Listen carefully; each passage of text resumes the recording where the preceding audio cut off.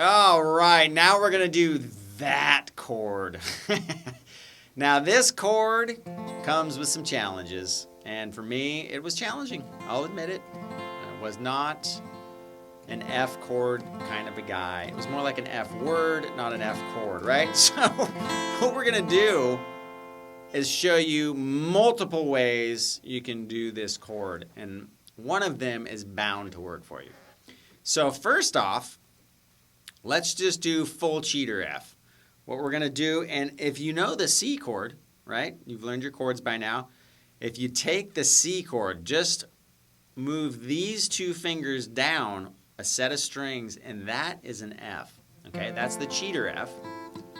Typically, our first finger needs to cover 2 frets. It's our first kind of bar, right? You've heard that word or that phrase, bar chord, before.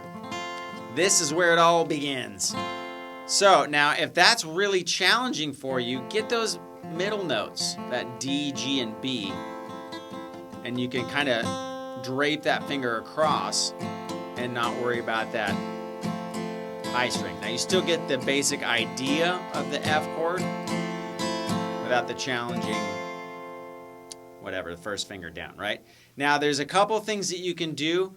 I had a hard time with it because I was always trying to make my finger super flat, right?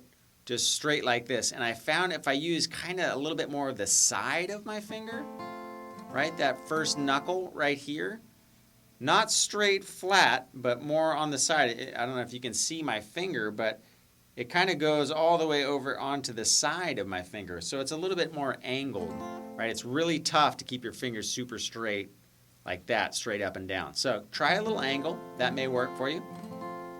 There's also this version of the F chord. If you imagine with your second, third, and fourth finger making an E major chord, sliding it up 1 fret, okay, and then doing that same bar. A lot of people like the sound of this. It's really cool because it doubles some of the notes. Very cool sounding chord.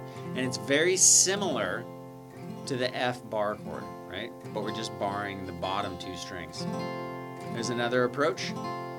And then the full enchilada there at some point where you're just draping your first finger across all 6 strings and you get a full F chord. So find out what works with you. Could be that D, G, and B for now. Sometimes people get it right away. Sometimes some of my students, this was the easiest chord for them. Strangely enough, it does happen. Everyone's different. But remember, it's just like that C chord, right?